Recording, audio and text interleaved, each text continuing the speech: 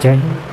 तो आइए आपको हम इस वीडियो में वेदों के बारे में बताएंगे, वेदों के उपवेद के बारे में बताएंगे और उनका ज्ञानी के बारे में बताएंगे, और इसमें स्मृति और वेदों के अंग के बारे में बताएंगे, और महाकाव्य के बारे में बताएंगे, वैदिक काल के बारे में बताएंगे। तो इस वीडियो में विस्तार से अच्छा से लाइन बाई लाइन आपको बताएंगे। अगर आप पढ़े होंगे तो रिवाइज हो जाएगा, अच्छा ही होगा, और नहीं पढ़े होंगे तो लिख सकते हैं, याद कर सकते हैं। ईजी है, बहुत ईजी है, कोई भारी नहीं है। तो ये हिस्ट्री के तीसरा वीडियो अपलोड करने जा रहे हैं हम। 2 वीडियो ऑलरेडी अपलोड कर चुके हैं इस चैनल पर, आर्य और प्राग इतिहास के बारे में। आर्य और प्राग इतिहास के बारे में, सिंधु सभ्यता, चंद्रगुप्त मोहनजोदड़ो, ज्ञानी के बारे में, लेखा के बारे में सब विस्तार से बताए हैं। सिंधु सभ्यता क्या आकार कैसा है, उसका वर्ग किलोमीटर 13 लाख वर्ग किलोमीटर है। तो आज आपको हम वेदों के बारे में इस वीडियो में चर्चा करेंगे, उसका हम ऑलरेडी वीडियो अपलोड कर चुके हैं। तो पहले तो वेद के बारे में समझेंगे, फिर वेदों के ज्ञानी के बारे में समझेंगे, फिर ब्रह्मा ग्रंथ के बारे में समझेंगे, ब्रह्मा ग्रंथ, फिर उपवेद, और फिर उपवेदों के ज्ञानी के बारे में समझेंगे। पहले वेदों में कितने वेद होते हैं, फिर उन वेदों के ज्ञानी कौन कौन है, और ब्रह्मा ग्रंथ कौन कौन सा है, और उपवेद कौन सा है, और उन उपवेदों के ज्ञानी कौन कौन से हैं, पूरा विस्तार से चलिए स्टार्ट करते हैं। पहला नंबर पर देखिए ऋग्वेद आएगा, ऋग्वेद, ऋग्वेद। 2 नंबर पर आएगा यजुर्वेद, यजुर्वेद। 3 नंबर पर आएगा सामवेद, सामवेद। 4 नंबर पर आएगा अथर्ववेद, अथर्ववेद। ऋग्वेद की ज्ञानी होत्री, यजुर्वेद की ज्ञानी अर्धारवी, अर्धारवी, अर्धारवी, अर्धारवी, अर्धारवी। सामवेद के ज्ञानी उद्गथा, उद्गथा, उद्गथा। अथर्ववेद के ज्ञानी ब्रह्मा, ब्रह्मा। तो देखिए जो लिखे हैं आपको हम बोल देते हैं, रिवाइज हो जाएगा। वेदों के ज्ञानी होत्री, ऋग्वेद के, वेदों में 4 वेद, ऋग्वेद, ऋग्वेद की ज्ञानी होत्री, यजुर्वेद, यजुर्वेद की ज्ञानी अथर्ववी, और सामवेद, सामवेद की ज्ञानी उद्गाथा, और अथर्ववेद की ज्ञानी ब्रह्मा। अब इनका ब्रह्मा ग्रंथ के बारे में समझ लेते हैं। देखिए ऋग्वेद के ब्रह्मा ग्रंथ ऐतरेय और कौस्तिके, कौस्तिके, कौस्तिके, कौस्तिके। यजुर्वेद के शतपथ और तैतरेय, शतपथ और तैतरेय। सामवेद के पंचविश, पंचविश। अथर्ववेद के गोपत, गोपत। ऋग्वेद के ऐतरेय और कौस्तिके, यजुर्वेद में शतपथ, तैतरेय, और सामवेद में पंचविश, और अथर्ववेद में गोपत। अधिकांश इसमें क्वेश्चन पूछता ही है, हर एग्जाम में पूछता है, कोई दिक्कत नहीं है, बहुत ईजी है याद करना। और उपवेद के बारे में समझ लेते हैं, और उपवेद के ज्ञान के बारे में समझ लेते हैं इस वीडियो में। तो चलिए उपवेद देखिए, ऋग्वेद के उपवेद आयुर्वेद, आयुर्वेद। यजुर्वेद के उपवेद, यजुर्वेद में यज्ञ और युद्ध की चर्चा हुआ था, तो ये धनुर्धर्य हो जाएगा, धनुर्धर्य, धनुर्धर्य। सामवेद में संगीत की चर्चा हुआ था, तो गंधर्व, गंधर्व। अथर्ववेद में, अथर्ववेद में शिल्पवेद, शिल्पवेद, शिल्पवेद। देखिए अब आयुर्वेद, ऋग्वेद के उपवेद है आयुर्वेद, यजुर्वेद के उपवेद है धनुर्धर्य, सामवेद के उपवेद है गंधर्व, अथर्ववेद के उपवेद है शिल्पवेद। अब इनके ज्ञानी के बारे में समझ। देखिए आयुर्वेद के प्रजापति, प्रजापति। धनुर्धर्य विश्वामित्र, विश्वामित्र। गंधर्व के नारद जी। शिल्पवेद के, शिल्पवेद के विश्वकर्मा, विश्वकर्मा। देखिए पहले वेद 3 था, ये ऋग्वेद, यजुर्वेद, सामवेद। ये लास्ट में अथर्ववेद आया है, लास्ट में अथर्ववेद आया है। पहले 3 था, अब 4 हो गया है। तो ये चारों के उपवेद है, और उपवेदों के ये ज्ञानी के नाम है। तो वेद के बारे में समझ गए। वेद के बारे में आप लिख सकते हैं, देख सकते हैं, याद कर सकते हैं, रिवाइजिंग करिएगा, याद हो जाएगा, ईजी है। अब हमको जानना है सिंधु सभ्यता के बारे में। सिंधु सभ्यता कब से कब तक था? देखिए सिंधु, सिंधु सभ्यता, सिंधु सभ्यता 2500 ईसा पूर्व से 2500 ईसा पूर्व से 1750 ईसा पूर्व तक था। सिंधु सभ्यता 2500 ईसा पूर्व से 1750 ईसा पूर्व तक था। अब वेदों के अंग के बारे में समझ लेते हैं। वेदों के अंग कौन कौन से हैं? वेदों के अंग, देखिए वेदों के अंग, वेदांग। वेदों के अंग को मतलब ऐसे लिखे हैं कि समझ आएंगे। वैसे इसका नाम होता है वेदांग, ओनली वेदांग होता है, बट हम इसको तोड़ के लिखे हैं वेदों के अंग कि आपको समझ में आ सके। तो वेदों के अंग कौन कौन सा आएगा? पहला नंबर व्याकरण, फिर आएगा ज्योतिष, फिर आएगा निरुक्त, फिर आएगा शिक्षा, फिर आएगा कल्प, फिर आएगा छंद। देखो हुआ 1 2 3 4 5 6 वेदों का अंग 6 होता है। व्याकरण, ज्योतिष, निरुक्त, शिक्षा, कल्प और छंद। तो वेदों का अंग के बारे में समझ गए। अब आगे चले। वेदों का अंग के बारे में व्याकरण, ज्योतिष, निरुक्त और कल्प और छंद। अब हम लोग समझ लेते हैं ये स्मृति के बारे में। स्मृति में कौन था? देखिए स्मृति में एक तृप्त होता है, तृप्त ऋण, एक पितृ ऋण, पितृ ऋण और देव ऋण और एक मातृ ऋण।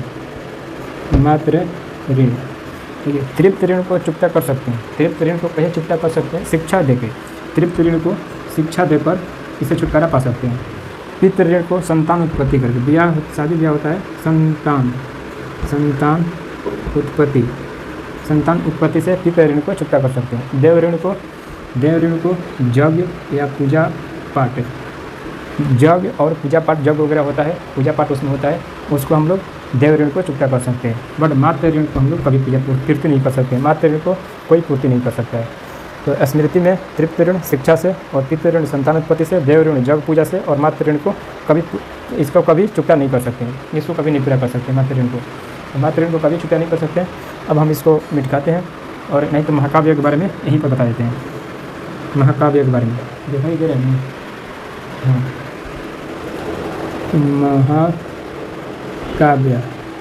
महाकाव्य 2 होता है, एक रामायण, एक महाभारत। एक रामायण होता है, एक महाभारत होता है। रामायण में देखिए 7 कांड है, इसमें 7 कांड है। सबसे प्रमुख कांड सुंदरवन है।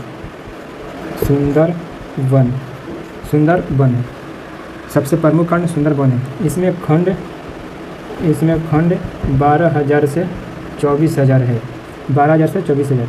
और इसी को फारसी भाषा में लिखा था बदायूनी ने इसको फारसी भाषा में लिखा था। अब महाभारत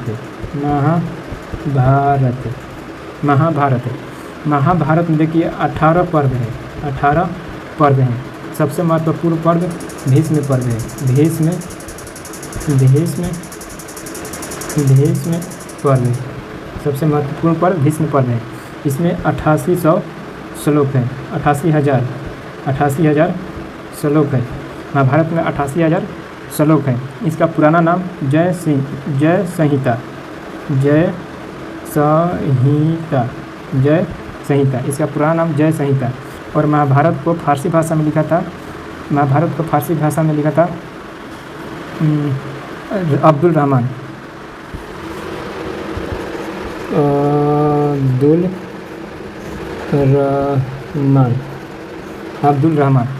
अकबर के समय।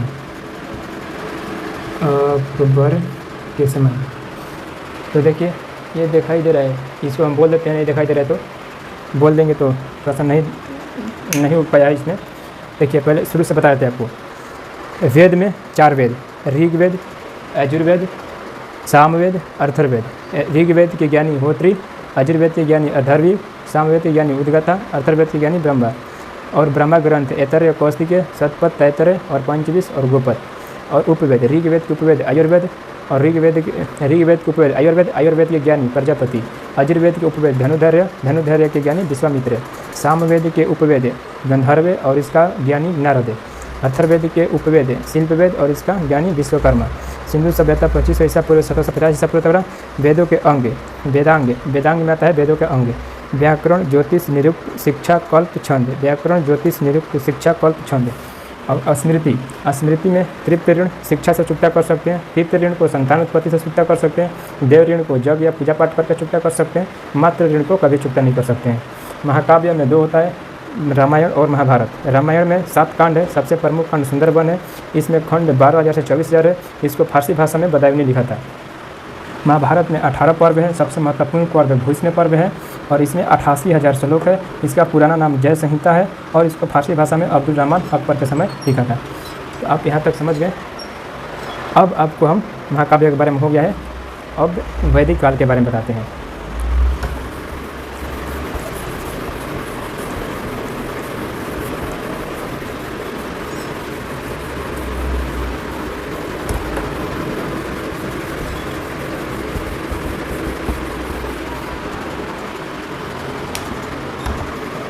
देखिए वैदिक काल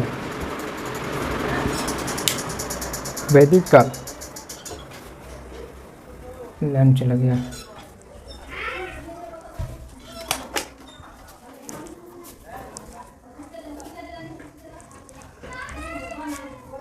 देखिए वैदिक काल 1500 ईसा पूर्व से 600 ईसा पूर्व तक रहा। वैदिक काल 1500 ईसा पूर्व से 600 ईसा पूर्व तक रहा। इसमें ऋग्वैदिक काल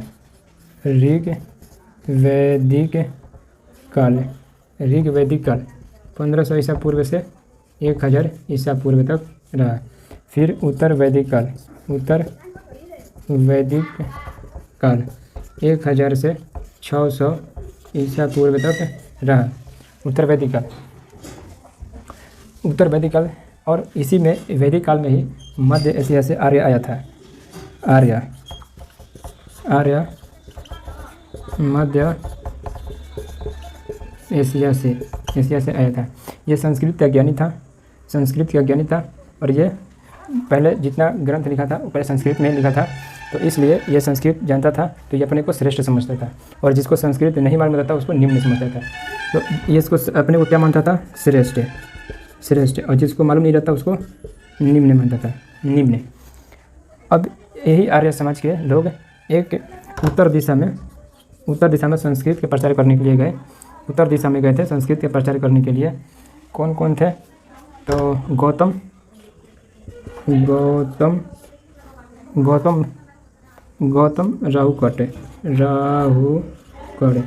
राहुकड़। दक्षिण दिशा में गए थे अगस्त ऋषि। और इसी वैदिक काल में सबसे प्रमुख गाय जानवर में पालन पोषण करता था और गाय हत्या को मृत्यु दंड देता है। गाय हत्या जो करता था, गौ हत्या, उसको मृत्यु दंड देता था। और व्यापार में ये कृषि करता था, ये उपजाऊ में कृषि, यहाँ पर इस समय में कृषि ज़्यादा होता था। देखिए सिंधु सभ्यता में ज़्यादातर लोग गाय के बारे में जानते थे और कृषि के बारे में जानते थे। तो सिंधु सभ्यता में व्यापार के बारे में समझते थे और वहाँ पर एक सिंघीय बैल था। सिंधु सभ्यता में कांस का खोज हुआ था, कांसा का। और सिंधु सभ्यता में आद्यकाल में और पूरा प्राग इतिहास के उत्तर पाषाण में तांबा की खोज हुआ था। और इसमें वैदिक काल में लोहा की खोज हुआ था।